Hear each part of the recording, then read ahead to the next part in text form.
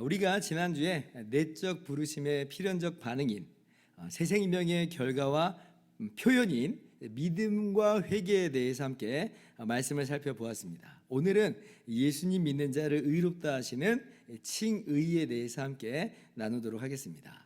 먼저 의가 무엇인가 라고 하는 것부터 함께 살펴봅시다. 의가 뭐예요? 의.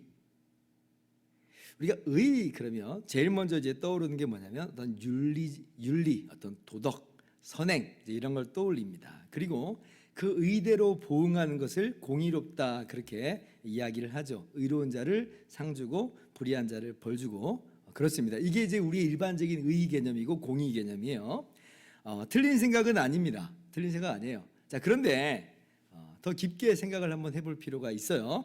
그러면 우리가 의라고 말하는 그 윤리와 도덕과 선행이 어디로부터냐? 그러니까 그 기준이 뭐냐라고 하는 거예요. 이걸 더 생각해 보자는 거죠. 뭘 가지고 우리가 도덕적이다, 윤리적이다, 선행이다라고 판단하냐는 거예요. 뭐 우리 기독교인들에게는 이건 너무나 쉬운 질문이죠. 뭐예요? 우리의 정답은 뭡니까? 하나님께서 옳다 하시기에 옳은 거예요. 그러니까 하나님께서 의의 기준이십니다. 하나님이 의의 그 자체세요. 우리가 이 땅에서 의롭다라고 하는 것은 바로 그러한 하나님의 의에 대한 반영이다라고 하는 겁니다. 성경은 분명히 말씀을 주시죠. 하나님은 의로우신 하나님이다. 신명기 32장 4절 같이 읽어볼까요? 시작.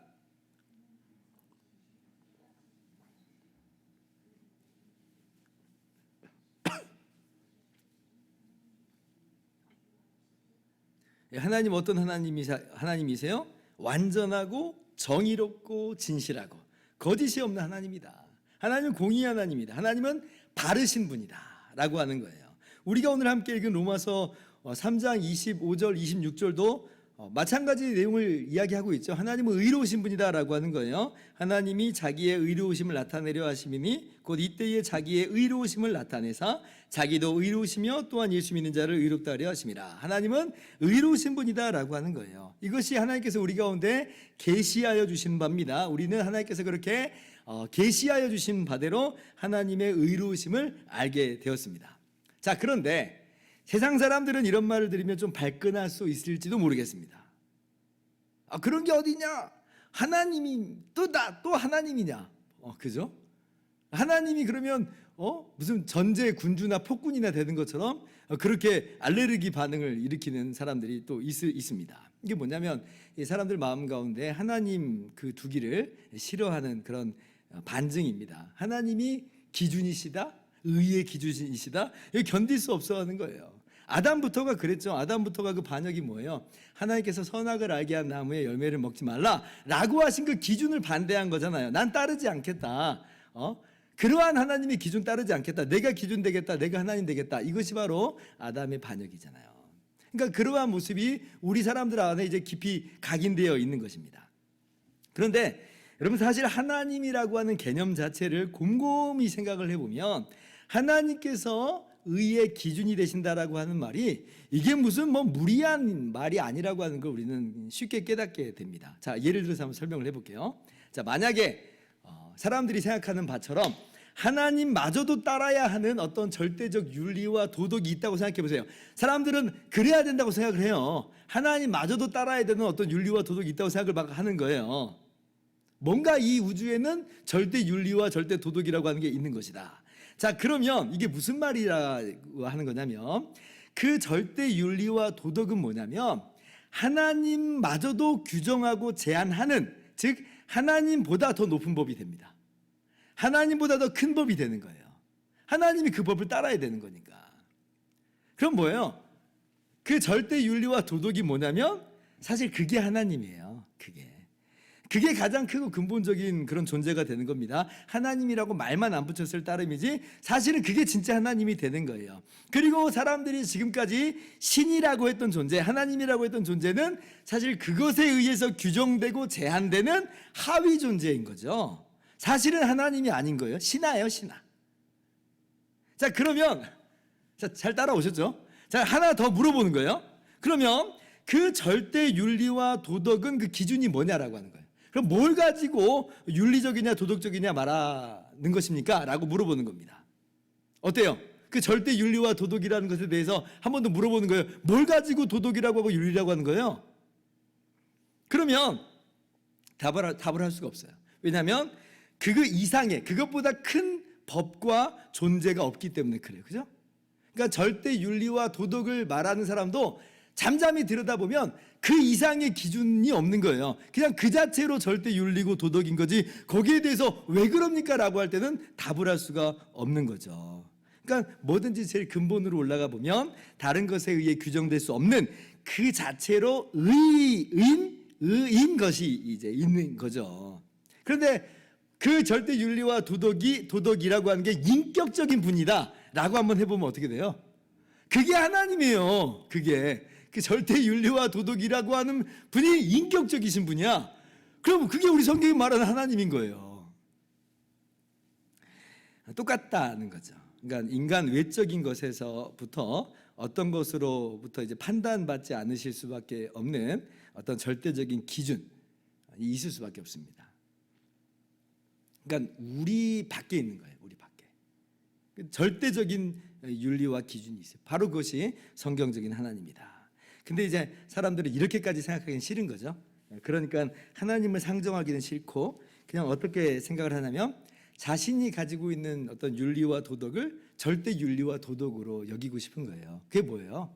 자기가 하나님 되는 거예요. 그게 바로 겉모양으로는 굉장히 윤리적으로 도덕적으로 보입니다. 그러나 이미 자기가 기준이 돼 있는 그런 모습이에요. 뒤집어 버린 거죠. 우리는 어때요? 하나님이 절대적으로 윤리적이시며 윤리도덕이시기 때문에 그래서 하나님의 형상대로 지음받은 우리가 이러한 윤리와 도덕 개념을 갖고 있는 것인데, 근데 세상 사람들은 자기가 가지고 있는 윤리와 도덕 가지고 그렇게 모든 걸 다 짜맞추는 이제 그런 모습이다라고 하는 거예요.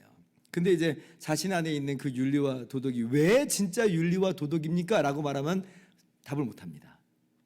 기준이 없거든요. 근거가 없거든요. 자기도 알아요. 얼마나 인간이 상대적이라고 하는 걸 알아요. 그러니까 인간이 갖고 있는 윤리와 도덕이라고 하는 게 그게 자기 자신으로 말미암은 거라고 한다면 다 상대화돼 버린다는 걸 자기도 깨닫거든요. 온 우주의 스케일로 따지면 우주의 먼지와도 같은 그런 우리들인데 그런 우리들의 윤리와 도덕이라는 게 그럼 그건 무슨 의미겠어요? 뭐 마찬가지의 먼지 같은 그런 의미 아니겠습니까? 그러니까 사실은 이 세상 사람들의 논리라고 하는 게 굉장히 허약해요. 그런데 이제 그래서 이제 설명할 수 없으니까 어떻게 나옵니까? 이제 포스트 모더니즘 세계로 이제 전환되고 이제 이게 모더니즘에 있는 사람이 있고 포스트 모더니즘에 있는 사람이 있잖아요. 근데 포스트 모더니즘 세계관 속에서는 이제 대답을 못 하니까 아예 절대 윤리, 절대 도덕이라는 거 그런 거 없는 것이다 이렇게 나와 버리죠. 그러니까 왜냐하면 이제 절대 윤리, 절대 도덕을 나오면 아무리 생각해봐도 인간 외적인 어떤 기준, 그러니까 하나님을 상정하지 않을 수가 없는 거거든요. 그러니까 역으로 나와버린 거예요. 그런 거 없는 거다. 그래서 포스트 모더니즘에서는 절대 윤리, 절대 도덕 없습니다. 어떤 권위, 어떤 기준 그런 거 다 없어지는 거예요. 전부 상대화되고 굳이 따를 필요가 있느냐 이렇게 나와요. 그러니까 이 시대가 엉망이 돼버리죠. 다 상대화되고 개체화된 그런 해체가 돼버리는 모습이 돼버리는 겁니다. 아무튼 제가 말씀드리고자 하는 바는 뭐냐면 하나님께서 유일한 의의 기준이시고 의 자체가 되신다는 거예요. 여러분 이걸 이상하게 생각하지 말라는 겁니다. 성경에서 분명히 우리에게 밝히 계시하여 주신 바시고 우리는 그대로 하나님께서 정말 의 자체이십니다 라고 받아들이면 되는 거예요. 자, 그러면 그 하나님께서 당신의 의로우심을 나타내 보여주신 것이 뭐냐 할 때 우리가 잘 알고 있는 바대로 십계명으로 대표되는 율법, 이것이 이제 하나님의 의로우심을 잘 나타내어 보여주는 그런 것이죠. 하나님께서는 하나님의 법인 율법을 그리고 이제 우리 하나님을 닮은 하나님의 형상대로 지음받은 우리 인간에게 순종하여 지키도록 하신 것입니다. 하나님께서 아담에게 처음에 말씀하신 것 있잖아요. 선악을 알게 한 나무의 열매를 먹지 말라. 그것부터가 하나님의 법이에요. 그걸 먹는 날에는 정령 죽으리라.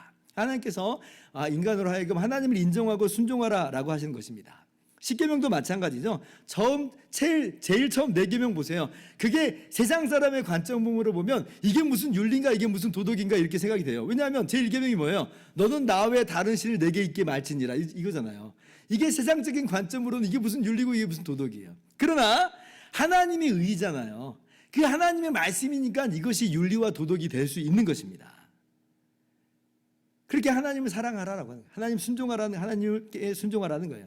그리고 이제 5계명서부터가 하나님을 사랑하는 사람들이 다른 사람에게는 어떻게 해야 되는가라고 하는 그런 내용으로 나오죠. 내 부모를 공경하라부터 10계명, 10번째 계명, 탐내지 말지니라. 그래서 이제 이것이 인간 사회의 윤리와 도덕으로서 우리에게 허락하여 주신 것입니다.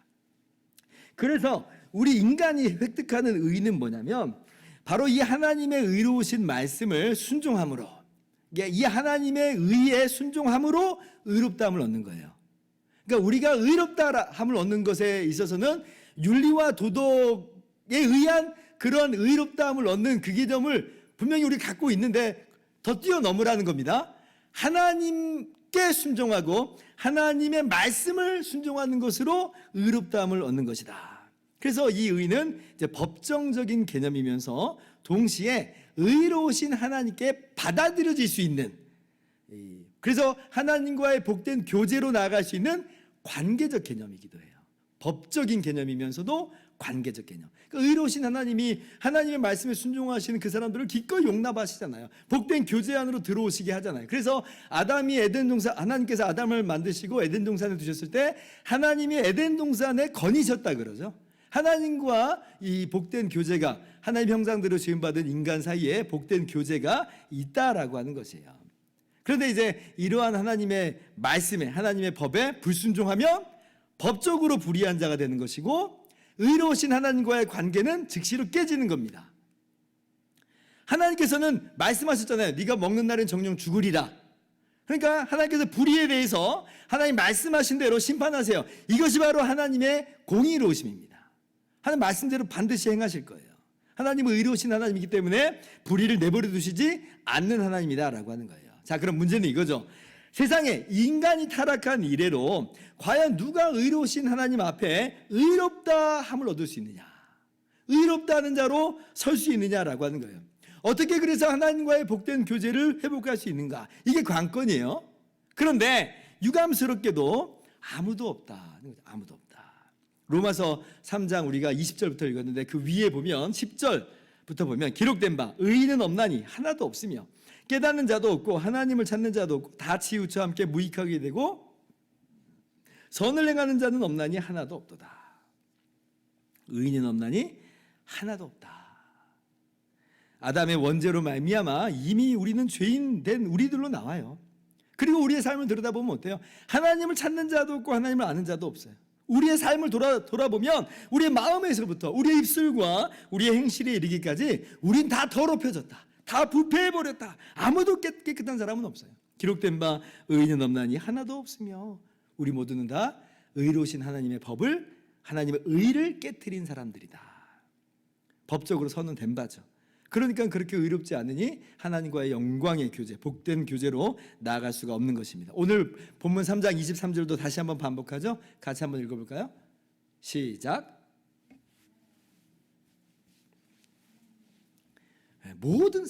모든 사람이 죄를 범하였음에 하나님의 영광에 이르지 못하더니. 자, 그러면 우리 인류는 그래서 끝장난 걸까요? 하나님 앞에서 이 죄값을 치르는 길은 영원한 심판과 멸망으로밖에, 그것밖에 없는 걸까요? 사실 우리는 그렇게 영원한 심판과 멸망 아래에 있을 수밖에 없는 존재들이 맞습니다. 그런데 정말 놀라운 건 뭐예요? 우리가 이러한 하나님의 의로우신 법을 깨뜨림으로 우리는 죄인이 되었고 하나님과의 관계는 파기되어 버렸는데, 그런데 하나님께서는 우리 인류에게 새로운 언약을 맺으셨다는 거예요. 그러니까 너가 이것을 먹는 날에는 정령 죽으리라 라고 하신 그 일종의 언약이 있는데 그것 외에 새로운 언약이 맺어졌어요. 아담과 하와가 범죄하여 타락할 때부터 즉각적으로 하나님께서 어떻게 말씀하세요? 하나님께서 여자의 후손을 보내주셔서 마귀의 권세를 깨뜨리시겠다 이렇게 약속하셨죠. 새로운 언약이 맺어지는 거예요. 그리고 그것이 명시적으로 역사 속에서 드러나기 시작한 것이 하나님께서 아브라함을 부르신 겁니다. 그래서 아브라함과 언약을 맺으시잖아요. 창세기 17장 7절 8절 아주 명시적으로 표현이 되어 있는데, 자, 내가 내 언약을 나와 너 및 내 대대 후손 사이에 세워서 영원한 언약을 삼고 너와 내 후손의 하나님이 되리라. 8절.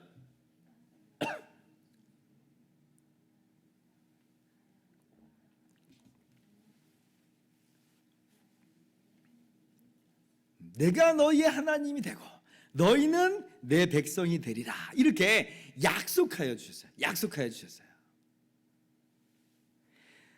얼마 전에 제가 히브리서 말씀을 설교할 때에 하나님의 약속과 맹세에 대해서 제가 설교한 적이 있죠. 여러분 아마 좀 기억하실 수 있을 것 같아요. 하나님이 약속하셨다. 하나님이 맹세까지 하셨다. 어떤 약속이에요?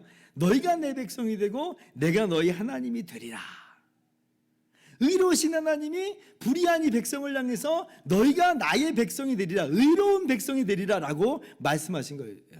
이거 정말 너무 엄청난 말씀이죠. 아니 의롭지 못한, 아니 죄인인 백성이 어떻게 의로우신 하나님의 백성이 된다는가. 이거 불가능한 거거든요. 하나님의 백성이긴커녕 뭐 멸망받고 심판받아야 되는 것인데, 그런데 하나님께서 그렇게 하여 주시겠다는 겁니다. 어떻게 그렇게 하신다는 거냐? 어떻게 그렇게 하신다는 거예요?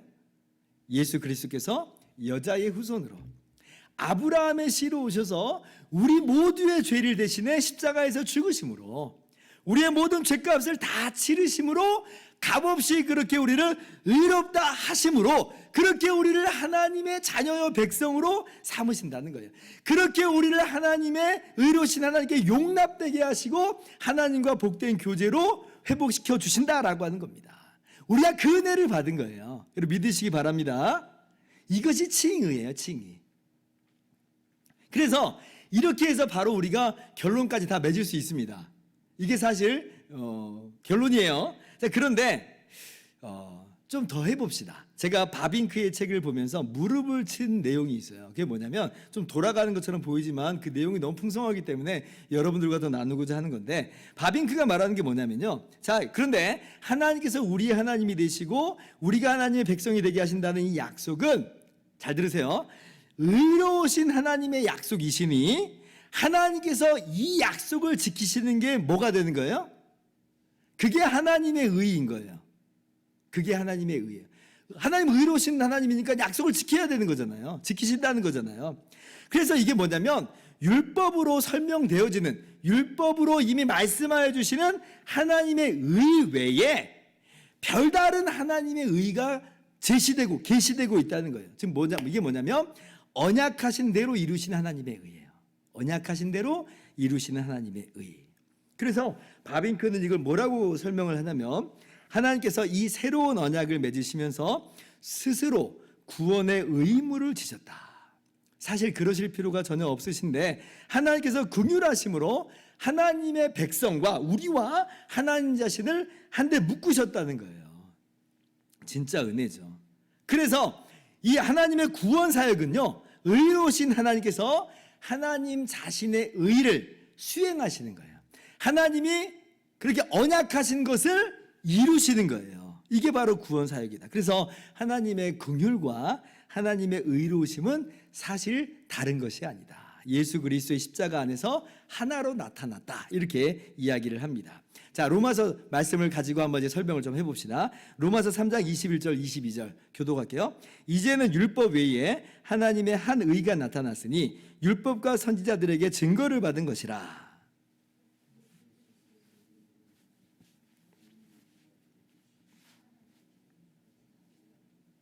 자, 여기에 율법 외에 하나님의 한 의가 나타났다고 그러죠. 그러니까 율법이 아까 분명히 하나님의 의의 표현, 의의 계시라고 말씀했어요, 제가. 그런데 그 율법 외에 별다른 하나님의 한 의가 있는 거예요. 그럼 이게 어떤 의냐라고 할 때에 새로운 언약, 즉 죄인을 하나님의 백성 삼으시겠다고 하시는 그 구원의 언약을 맺으시고 지키시는 하나님의 의라고 하는 거예요.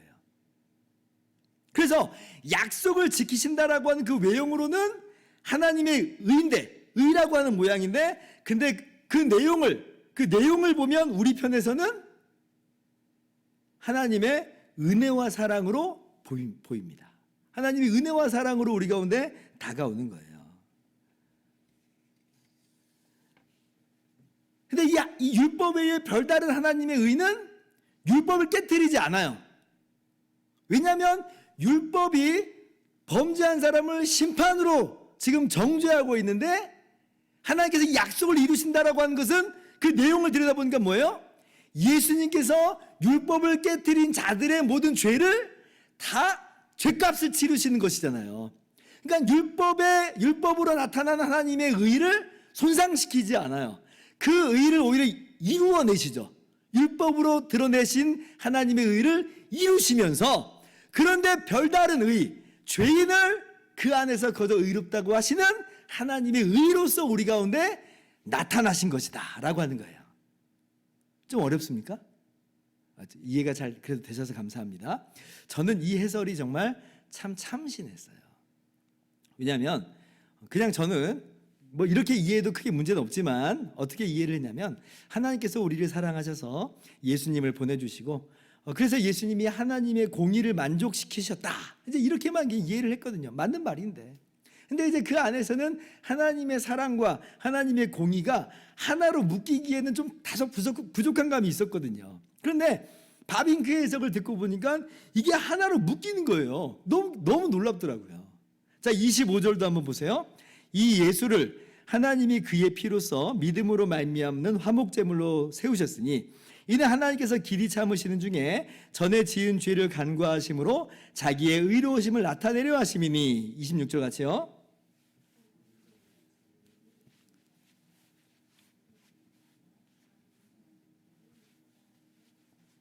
자, 자기의 의로우심을 나타내서 그러죠. 그러니까 우리는 지금까지 하나님이 자기의 의로우심을 나타낸다라고 하는 것은 율법대로 심판하시든지 아니면 정말 율법을 다 지킨 사람에게 상 주시든지 이렇게 이해를 할 수밖에 없었는데, 근데 여기서 이 자신의 의로우심을 나타내사라고 하는 이 말은 이제 그거하고 좀 다르다는 거예요. 그럼 뭐냐라고 할 때 하나님께서, 의로우신 하나님께서 언약을 지키시는 거예요. 언약을. 그 언약을 지키시는 것으로 자신의 의로우심을 나타냈다. 죄인인 우리를 하나님 백성 삼으시겠다고 하는 언약을 지키시는 의로우심이에요. 그리고 그것의 내용이 뭐냐면 예수님을 보내주셔서 율법을 어긴 우리들의 죄를 담당시키심으로 율법으로 말미암는 의를 완성시키시어 언약을 이루시는 의다 라고 하는 것입니다. 이야, 정말 그렇구나. 그러니 하나님이 의로우심을 나타내시는 것이고, 그리고 우리 또한 그 안에서 의롭다는 것으로 나타나는 것이다 라고 하는 것이죠. 정말 너무나 놀라운 이 해석이었습니다. 그리고 맞다고 생각해요. 여러분, 이 바빙크의 해석이 가져다주는 유용함이 뭐냐면, 우리를 구원하신 하나님의 사랑은, 이 구원은 하나님의 사랑만이다. 하나님의 공의하고는 상관없는, 공의는 우리를 심판하는데 하나님의 사랑은 우리를 구원해낸다. 우리가 이런 도식으로 쉽게 이해를 해왔잖아요. 나쁘진 않아요. 그런데 이 바빙크의 해석이 주는 유용함은 뭐냐면, 하나님은 하나님의 사랑으로 우리를 구원하시면서 또한 하나님의 의로우심으로 구원하신다는 말이 나와요. 하나님의 의로우심으로 우리를 구원하신다. 그러니까 우리가 받은 구원이라고 하는 게 얼마나 완전한 구원이라고 하는 것인지 이 피부로 와닿더라고요. 하나님께서 범죄한 영혼은 죽으리라 라고 말씀하시는 그 의의 확실한 만큼, 죄인을 구원하시겠다고 하는 그 언약을 이루시는 하나님의 말씀이 동일하니까 그것만큼 확실한 거예요. 완전히 상쇄가 됩니다. 완전히 상쇄가 돼요. 그래서 제가 히브리서 말씀을 그때 설교할 때에 하나님의 약속과 언약을 이루시는 하나님의 언약을 맺으신 하나님의 약속과 맹세까지 하시는 하나님의 그 말씀을 통해서 우리가 소망을 얻게 됐고, 이 소망이 우리의 영혼의 닷과 같다 그랬죠. 영혼의 닷과 같다. 그래서 우리가 흔들리지 않고 그리로 들어간다 그랬잖아요. 참으로 그렇구나. 하나님의 의로우심으로 말미암는, 하나님의 이 별다른 의로우심으로 말미암는, 하나님의 그리고 사랑으로 말미암는 구원이 우리 가운데 완전하게 부어졌기 때문에 우리는 아무리 어떠한 이 세파 속에서도 흔들림 없는 참된 위로와 평강을 받아 누리게 된다라고 하는 거예요. 그래서 이제는 하나님의 의로우심조차도 더 이상 우리에게 두려움으로 다가오지 않습니다. 왜냐하면 우리는 하나님의 율법의 의의를 알지만 또한 동시에 언약을 지키시는 하나님의 의의를 우리가 함께 성경을 통해서 알게 됐거든요. 그러니까 하나님의 의의라고 할 때는 더 이상 우리에게는 두려움과 공포로서가 아니라 그 의로우심으로 우리가 구원을 받은 거니 하나님의 의로우심도 우리에게 너무 기쁨이 돼요. 너무 기쁨이 돼요. 감사로 받아들이게 되는 거죠. 그래서 이게 이제 바빙크 해석뿐만 아니라 종교개혁자 마틴 루터가 로마서를 보면서 이걸 깨달은 거예요. 전에는 마틴 루터가 하나님의 의 그러면 벌벌벌 떨었어요. 왜냐하면 그때 이해는 죄인을 벌하시는 하나님의 의만 알았거든요. 그렇잖아요. 우리도 하나님의 의 그러면 얼마나 두려워요. 그런데 하나님의 한 의가 율법의 의뿐 아니라 언약을 지키시는 그 의가 있다고 하는 걸 깨닫는 순간 예수 그리스도 안에 있는 이러한 하나님의 의를 통하여서 자유를 얻어요. 그 영혼의 평강을 누리게 돼요. 위로를 받는 거예요. 그래서 이 루터는 이제는 하나님의 의를 누구보다도 사랑합니다. 누구보다도 사랑할 수밖에 없죠. 왜냐하면 그 하나님의 의로 말미암아 예수 그리스도 안에 있는 하나님의 의로 말미암아 우리가 구원을 받았기 때문에 우리는 사랑 따로 의 따로 구원받은 게 아니라 하나님의 의와 사랑이라는 완전하신 하나님 안에서 완전한 구원을 받은 것임을 여러분 믿으시기 바랍니다. 자, 이제 마무리할 시간이 다가왔기 때문에 이제 좀 정리를 할 필요가 있을 것 같습니다. 그래서 우리는요, 우리의 선행과 우리의 노력으로 우리가 하나님 앞에서 의롭다함을 받은 게 아니에요. 오직 은혜로 의롭다함을 받은 겁니다. 우리는 율법을 지키는 것으로 도통 우리가 의를 얻었다든지 뭐 조금이라도 기여를 했다든지 그럴 수가 없어요. 꼭 기억해야 됩니다. 갈라디아서 3장 10절 말씀, 제가 종종 인용하는 말씀인데 다시 한번 읽어볼게요. 물은 율법 행위에 속한 자들은 저주 아래에 있나니 기록된 바 누구든지 율법책에 기록된 대로 모든 일을 항상 행하지 아니하는 자는 저주 아래에 있는 자라 하였습니다. 자, 말씀 보세요. 모든 일을 항상. 그게 율법대로 하나님 의로우신 말씀대로 행하지 않으면 안 되는 거예요. 적당히 이 정도 했으면 하나님이 나를 의롭다 해주시겠지. 그거는 우리 생각이죠. 성경은 그렇게 말하지 않아요. 성경이 요구하는 바는 뭐냐면 율법대로, 그건 모든 일을 항상이에요. 근데 누가 과연 모든 일을 항상 율법대로 준행할 수 있다라고 말을 할 수 있느냐라는 거예요. 불가능하다는 겁니다. 그런데 하나님께서 긍휼하심으로 새로운 언약을 맺으신 것이고 예수 그리스도께서 우리의 모든 죄값을 다 치르심으로 말미암아 하나님께서 그 언약을 지키심으로 우리가 구원을 받으신 거죠. 오직 은혜예요. 오직 은혜예요. 그러니까 우리가 여기서 해야 될 건 뭐냐면 우리 자신의 의, 내가 지금 어떤 하나님 앞에 의롭다함을 얻으려고 하는, 하나님께 인정받으려고 하는 그 모든 자세, 그러한 우리의 의는 다 내버려야 돼요. 내가 그것이 조금이라도 더 기여할 수 있을까? 조금이라도 나를 더 높여줄 수 있지 않을까? 여러분, 그런 생각은 전혀 성경적이지 않아요. 율법으로는 의롭다함을 얻을 육체가 없다고 하는데 어떻게 그런 태도를 감히 지닐 수 있다는 말이에요. 그건 교만이죠. 교만. 율법 외에 나타난 하나님의 의로 예수님의 십자가 대속으로 우리가 거저 의롭다함을 얻었다라고 하는데 왜 우리가 다른 걸 자꾸 섞으려 드냐 하는 거예요. 섞는 순간 그건 똥이 돼버립니다. 갈라디아서 5장 4절 같이 읽어봅시다. 시작. 율법 안에서 의롭다함을 얻으려 하는 너희는 그리스도에게서 끊어지고 은혜에서 떨어진 자로다. 그러니까 의롭다함을 얻기 위해서 예수님의 십자가 대속만으로 안 되고 언약을 지키시는 하나님의 그 의로만 안 되고 내가 뭔가 거기에 다른 걸 섞는 순간 그것은 은혜에서 떨어져 버리게 되는 거예요. 여러분, 지금 이 갈라디아서 말씀이 지금 예수님을 이제 나 안 믿고 율법을 지키겠다, 그렇게 해서 의롭다함을 받겠다는 그런 사람들에게 하는 말이 아니에요. 갈라디아 사람들이 여전히 예수 믿겠다는 거예요. 그런데 그것만 아니고 난 율법도 지켜서 의를 획득하겠다라고 하는 태도를 함께 거짓 교사들이 그렇게 가르친 대로 그렇게 받아들이려고 하는 거예요. 그러니까 바울 사도가 이야기하는 거죠. 단순히 무슨 율법주의자에게 율법을 지키는 예수님 안 믿는 사람들에게 하는 말씀이 아니다라고 하는 겁니다. 그러니 우리의 삶 속에서 예수님을 믿는 것만 아니고 우리가 뭔가를 해야지 우리의 의가 더 완성되고 더 풍성해지고 그렇게 된다라고 하는 것은 오히려 반대로 그리스도에게서 끊어지는 것이다. 은혜에서 떨어진 것이다 라고 하는 것을 기억해야 됩니다. 양립이 가능하다는 거예요? 불가능하다는 거예요? 양립 불가능해요. 나의 의하고 이 하나님의 의, 예수 그리스도 안에 주신 하나님의 의는 양립이 불가능합니다. 나의 의를 붙잡으려고 하는 순간 모든 게 다 끝장나 버리는 거예요. 빌립보서 3장 6절부터 9절까지 바울 사도가 다시 한번 그것을 이렇게 말씀하죠. 또 교독합니다.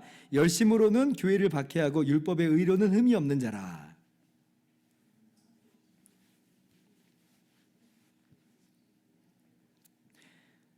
또한 모든 것을 해로 여김은 내 주 그리스도 예수를 아는 지식이 가장 고상하기 때문이라. 내가 그를 위하여 모든 것을 잃어버리고 배설물로 여김은 그리스도를 얻고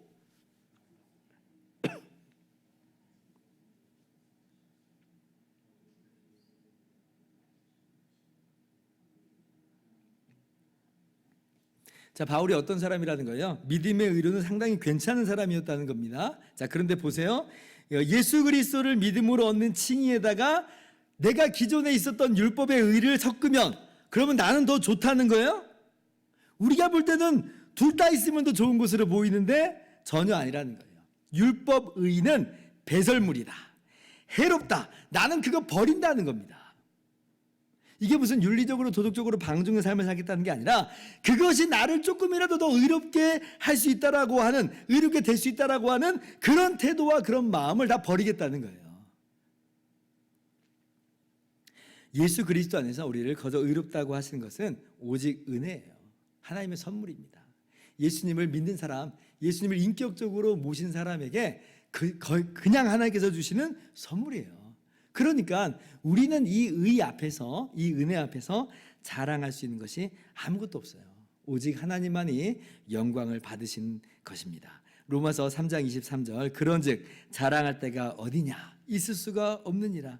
무슨 법으로냐 행위로냐 아니라 오직 믿음의 법으로니라.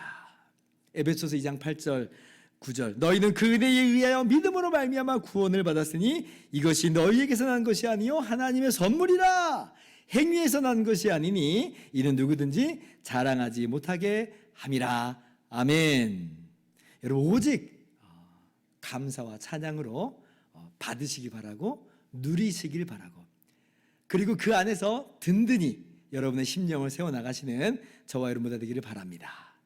자, 다음 시간에는 우리가 칭의와 불가분리한 성화에 대해서 함께 나누도록 하겠습니다. 이 둘은 구별되지만 절대 나눌 수가 없는 거예요. 그래서 오늘 말씀으로만 멈추면 안 되고요. 반드시 다음 시간까지 함께 염두에 두어야 됩니다. 그러나 오늘은 일단 칭의까지만 함께 살펴보았습니다.